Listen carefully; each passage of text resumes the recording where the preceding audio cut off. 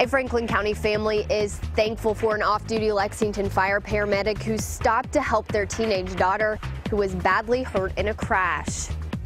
A Lexington gas station is robbed for the second time in just a matter of days, and police are still looking for the suspects. Kentucky is being well represented by Jordan Smith, who is preparing for his final live performance on The Voice.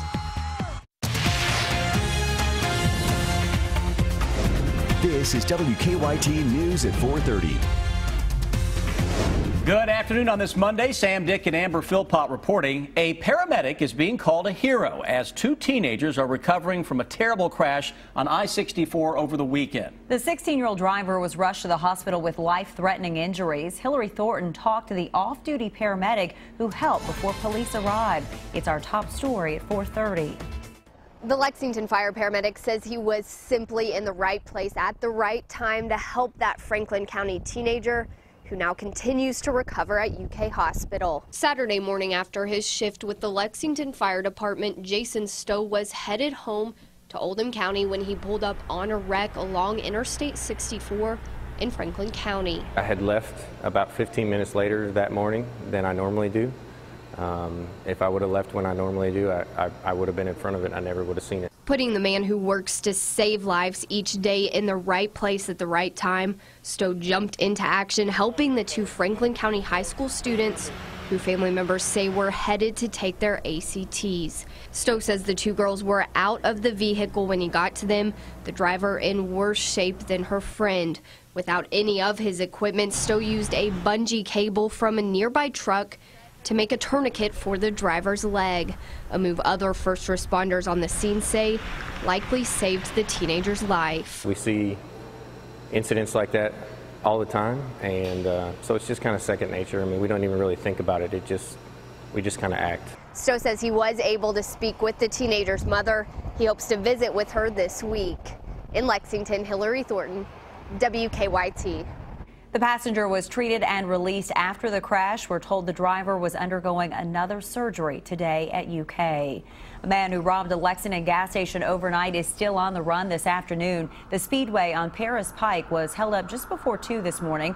Police say the suspect went into the store 3 times before pulling a knife on the clerk. He got away with cash. That same Speedway was robbed early Saturday morning by a man armed with a baseball bat. Police don't think the crimes are related.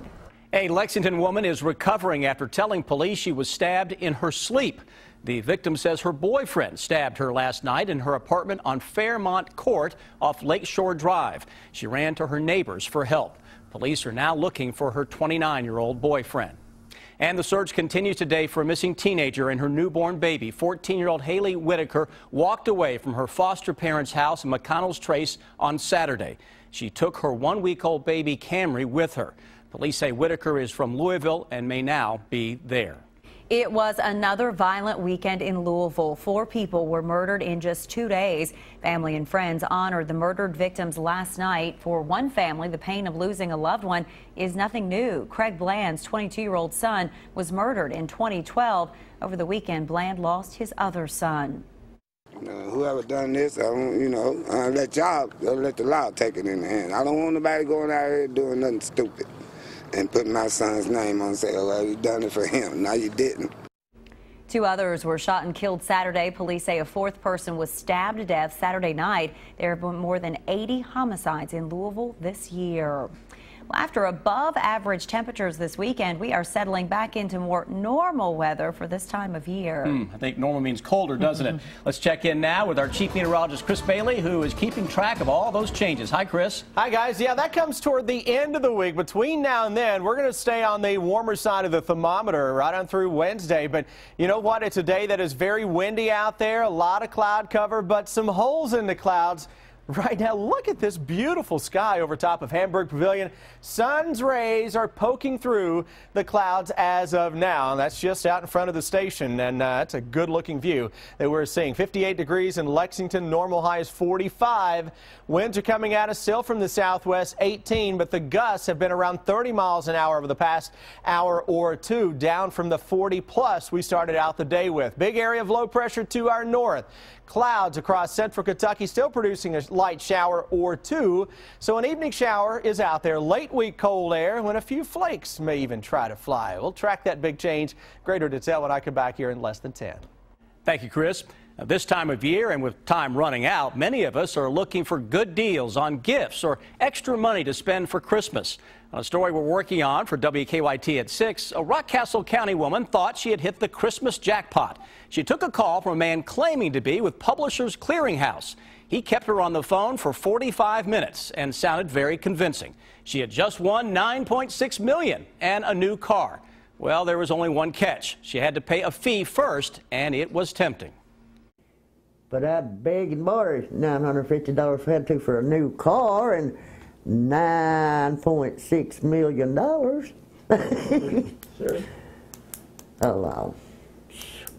A lot of times what they also want you to do is to pay this so-called fee with an untraceable method, such as going to the store and getting a reloadable card, such as a Green Dot Money Pack card, a vanilla card, something of that nature, so that they can just empty it out, never send you a prize, and you're out your money. At 6 tonight, we'll also look at deals too good to be true and companies with outrageous restocking fees if you want to return an item that you have bought. Boy, it seems like there are so many of these out there. Is there one common factor that you start to see in all of these scams? Amber, I think this time of year especially, people are in such a rush and they get swept up into the moment. They think, oh boy, I've just won the jackpot, I'm going to have a great Christmas. Or I didn't see that restocking fee because I didn't read the fine print because I was in a rush. Or I want a deal that's too good to be true and I believe it. So if people would just take a step back and ask for some advice, ask some questions, do some research, which they don't want to do, they won't be taken. Everybody wants that money quick, don't right they? now. All right, yes. We'll see that story tonight, Sam. Thank you. Thank you. Lexington Mayor Jim Gray taking a look at the U.S. Senate race. The mayor told us he loves his current job, but says he's being encouraged to run for the Democratic nomination for the U.S. Senate next year. Mayor Gray indicated he is taking a look at the statewide race. The seat right now is held by Republican Rand Paul, who is seeking re-election while running for president at the same time. Mayor Gray was elected Lexington mayor back in 2010 and re-elected in 2014. By this time tomorrow, 2 new elementary schools in Lexington could have a new name. The Fayette County Board of Education is meeting tonight to vote on the proposed names. Garrett Morgan Elementary is being considered for the new school off Polo Club Boulevard near Hamburg. Morgan was a Paris native who created and patented several inventions, including the current model of the traffic light. And the new school on Georgetown Road could be named Coventry Oak Elementary, a nod to neighborhoods in that area. A Kentucky native is considered a front runner for tonight's finale of The Voice. Jordan Smith is hoping he can produce one more powerful performance. The Harlan County native has been wowing judges every week. Sales of Smith's songs have routinely made it to the iTunes Top 10. He sings again tonight, but America will have to wait until Tuesday night to find out if he is the winner for season number 9. Speaking of someplace cold, today marks 104 years since explorers first ventured to the South Pole. Yeah, take a look. Here's a picture from that day on December 14th, 1911. Leading the team of explorers was Norwegian Roald Amundsen. The team spent 3 days at the South Pole, measuring and mapping their position. Despite all their work, the pole that marks the South Pole moves about 15 feet every year with the ice. That means the marker has to be moved annually. The pole is still a harsh, isolated environment, but more than 100 years later, it's much more accessible through advancements in technology. The winter temperature at the South Pole, oh, just negative 76 degrees Fahrenheit. Is that all? That's all. Right. It is a great way to help some children in the Big Brother and Big Sisters program. Our Deanne Stevens is out and about at a bike drive at Audi of Lexington with the details. Hi, Deanne. Hey, good afternoon, guys. It's Bikes for the Holidays, and check out the many different bikes we have lined up here at Audi of Lexington. Kicked this off about 2 weeks ago. The good news is you have until Friday to go ahead and bring a bike in. They're going to match it up, and it in turn goes to Big Brothers and Big Sisters of the Bluegrass. Mike Scanlon is with us, and you said you guys are so excited about how well the turnout has been for this. This has turned into so much bigger than we had ever hoped it would. We'll be taking bikes outside the county to littles outside of Fayette County and sharing them with other agencies. So Audie has really done a great job with this. This is a good problem to have because there's so many children out there who otherwise would have never had a bike. Every bicycle here represents someone that would not have had a bike this year, and that's just incredible holiday story. And I love how you guys match up the names with the bikes. We have one here for Mason, and I see some for Harley and Jennifer and Loretta back here, and they're already matched up. Well, the folks here made sure there were enough sizes for all the kids, so every kid gets one. It's not just one size kid. There's a bunch of sizes, and it was just fun matching them all up. And what's really neat is that match is going to happen over the weekend where the many different children will come here to Audi of Lexington. Chad is with us from Audi, and it's got to be a really incredible sight to see when the children find their bike here at Audi. And well, it has to be a great feeling. Talk a bit about that and how everybody here at Audi is really taking part in that. Everybody's helped. We bought a bunch of bikes, and everybody from the dealership has helped assemble all the bikes and take part with this. When the kids come out, everybody's going to be here to watch their smiles and help them find their bike and have a great day. Make an awesome Christmas for sure. Tell folks how they can still participate. All you have to do is go out and purchase a bike, bring it into Audi of Lexington, and we'll match it with another new bike. We'll put it together if it's not assembled. Bring in those bikes. You have until Friday of this week. All of those bikes in turn going to those littles of big brothers and big sisters of the bluegrass. I'm Deanne Stevens, out and about at Audi of Lexington. Back to you guys. Oh, fantastic. What a great gesture, seeing all those bikes there. Will Ferrell and Mark Wahlberg battle it out for Best Dad. Jennifer Lawrence brings joy to the world, and The Force Awakens tonight as the long-awaited Star Wars sequel opens. Danielle Nottingham has your eye on entertainment. The wait is over. Star Wars Episode 7, The Force Awakens, has its world premiere tonight in Los Angeles. Reviews should start pouring in, but it's already seen record-breaking pre-sales. The Force Awakens nationwide on Friday. Everybody needs this. Oscar winner Jennifer Lawrence joined castmates from Joy on the red carpet last night for the film's world premiere in New York. Well, it's not really about a mop. It's not even about a woman and her mop. It's about this woman's fight for her dreams, for her undiscovered desires. The film reunites Lawrence with Silver Linings Playbook co-stars Bradley Cooper and Robert De Niro. She plays Joy Mangano, the real-life mother of 3 who invented the miracle mop and became a big boss in business, as well as in her own family. Joy also stars Isabella Rossellini and Diane Ladd. It opens Christmas Day. Also opening on the 25th, the Will Ferrell, Mark Wahlberg comedy Daddy's Home.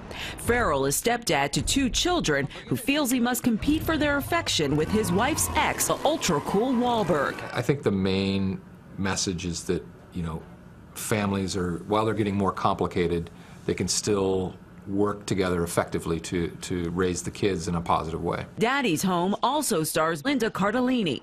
And that's your eye on entertainment. Danielle Nottingham, CBS News, Los Angeles. The Hunger Games Mockingjay Part 2 is holding on to the #1 spot at the box office. It's the 4th week in a row for the movie starring Kentucky native Jennifer Lawrence. It brought in an estimated $11 million last week. In the Heart of the Sea sunk to 2nd. The Good Dinosaur rounded out the top 3.